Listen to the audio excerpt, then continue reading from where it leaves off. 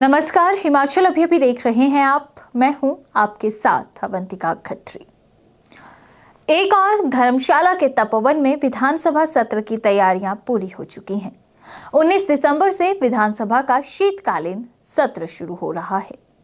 लेकिन वहीं दूसरी ओर जहां सरकार, सत्ता पक्ष, विपक्ष तैयार है विधानसभा में तमाम सवाल जवाब के लिए, वहीं आम जनता, कर्मचारी वर्ग भी तैयार है सुख सरकार से सवाल जवाब करने के लिए, सुख सरकार से अपने मसलों पर जवाब मांगने के लिए। कर्मचारियों की बात करें तो चाहे सेवारत कर्मचारी हो, चाहे सेवानिवृत्त कर्मचारी हो, बहुत सारे मसले कर्मचारियों के अटके पड़े हैं। सरकारें आकर चली भी गई, लेकिन कर्मचारियों के मसले हल नहीं हुए। अब वर्तमान में हिमाचल प्रदेश में सुख की सरकार है। कर्मचारी हितैषी कांग्रेस को कहीं ना कहीं माना जाता है। हिमाचल में ओपीएस भी बहाल की, लेकिन उसके अलावा बहुत से मसले कर्मचारियों के अभी भी अटके पड़े हैं। ऐसे में अगर हम बात हिमाचल प्रदेश की लाइफलाइन कही जाने वाली एचआरटीसी की करें, तो यहां पर चाहे सेवारत कर्मचारियों की आप बात करें, चाहे सेवानिवृत्त कर्मचारियों की बात करें, परेशानियों का सामना कर रहे हैं। कभी समय पर वेतन ना मिलने के चलते, कभी पेंशन समय पर ना मिलने के चलते डीए एरियर का मसला अलग से पड़ा हुआ है। हालांकि सेवारत कर्मचारियों के मसले कुछ हद तक आप कह सकते हैं कि सरकार ने हल करने की कोशिश की है, मगर सेवानिवृत्त एचआरटीसी के कर्मचारियों के हाल अब भी बेहाल है। और सबसे बड़ी बात तो ये है कि ये वो लोग हैं जो कई सालों एचआरटीसी में अपनी सेवाएं देकर अब उम्र के उस पड़ाव पर हैं जहां पर इन्हें किसी के सहारे की जरूरत है। और सहारे का अर्थ है, सबसे ज्यादा किसी के लिए भी अगर आप सहारे की बात करें तो फाइनेंशियल इंडिपेंडेंट रहना ही सबसे बड़ा आज के दौर में तो सहारा माना जाता है। लेकिन एचआरटीसी के बुजुर्ग ऐसे हैं जिन्हें अपने हक के पैसे के लिए भटकना पड़ रहा है। एचआरटीसी के पेंशनर्स की आज हम बात करें तो वो सरकार से खफा हैं। पूर्व सरकार में भी उनके मसले जस के तस थे और वर्तमान में सुख सरकार भी उनके मसलों पर ज्यादा ध्यान नहीं दे रही है। कई दफा बातचीत करने की कोशिश की गई, कई दफा पत्राचार किया गया, लेकिन मसले हल नहीं हुए। अब बुजुर्गों का हौसला टूट रहा है, अब बुजुर्गों के सब्र का बांध भी टूट रहा है। और अब ऐसे में एचआरटीसी पेंशनर्स ने अपनी मांगों को लेकर सरकार को घेरने की तैयारी कर दी है। लंबे समय से देखिए, एचआरटीसी की बात करें तो पेंशनर्स जो हैं वो भत्ते और अन्य देनदारियों के बारे में सरकार से पूछ रहे हैं कि आखिर ये भुगतान कब होगा। अभी तक नहीं हुआ है। अब ऐसे में ये पेंशनर संगठन आर पार की लड़ाई का ऐलान कर चुके हैं। आज बकायदा इनकी ओर से स्पष्ट कर दिया गया है कि जिस तरह से सरकार ने रुख अपनाया है, उसके चलते अब बुजुर्गों को उम्र के इस पड़ाव पर सड़कों पर उतरना होगा। और सड़कों पर ही नहीं उतरेंगे, बल्कि 21 दिसंबर को धर्मशाला के तपोवन में सरकार का घेराव करेंगे, विधानसभा का घेराव करेंगे। संगठन काफी नाराज भी है, क्योंकि कई दफा प्रबंधन के साथ बैठक हुई, मगर बैठकों के परिणाम सार्थक नहीं निकले। यहां तक कि परिवहन मंत्री कार्यालय में पत्राचार के बावजूद भी मसला हल नहीं हुआ। पेंशनर्स की 600 करोड़ रुपए की देनदारियां हैं। एचआरटीसी के पेंशनर्स के 600 करोड़ रुपए की देनदारियां सरकार पर हैं, लेकिन वो सरकार उन देनदारियों को नहीं दे रही है।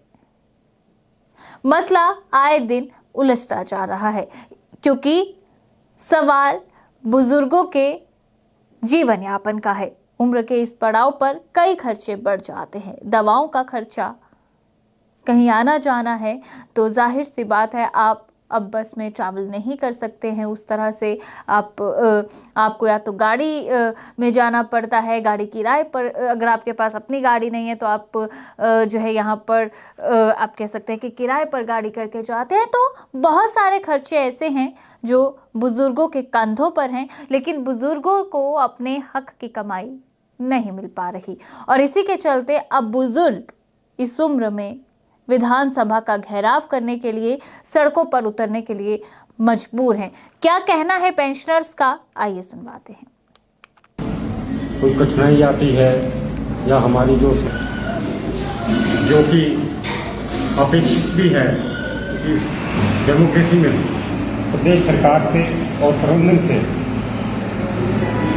अनुरोध करने के बावजूद भी इन समस्याओं का कोई हल नहीं निकल रहा है। इस पड़ाव में हम लोगों को ये धरना प्रदर्शन करने के लिए मजबूर किया जा रहा है।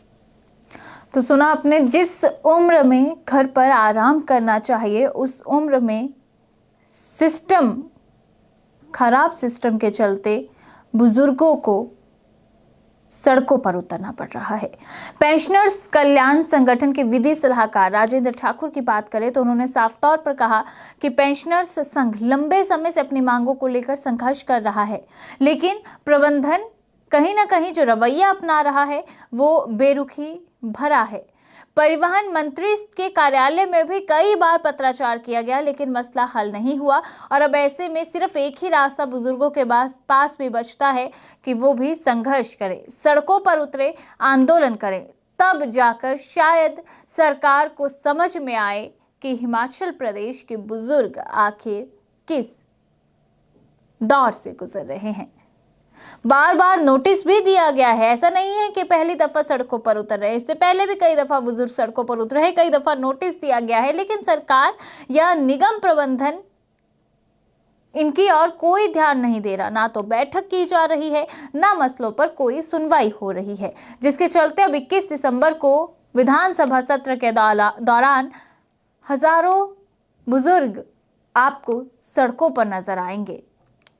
इनकी कुछ एक डिमांड्स हैं, जिनमें यही है सबसे पहले कि तो पेंशन जो है वो समय पर मिले, जो एरियर इतने लंबे समय से अटका पड़ा है उसका भुगतान किया जाए और पेंशनर्स को जो 65, 70 और 75 की आयु पूरे कर चुके हैं उन्हें बढ़ा हुआ भत्ता दिया जाए। कुछ इन्हीं मांगों को लेकर ये बार बार सरकार का दरवाजा खटखटा रहे हैं, लेकिन हर बार दरवाजा इन्हें बंद ही मिल रहा है।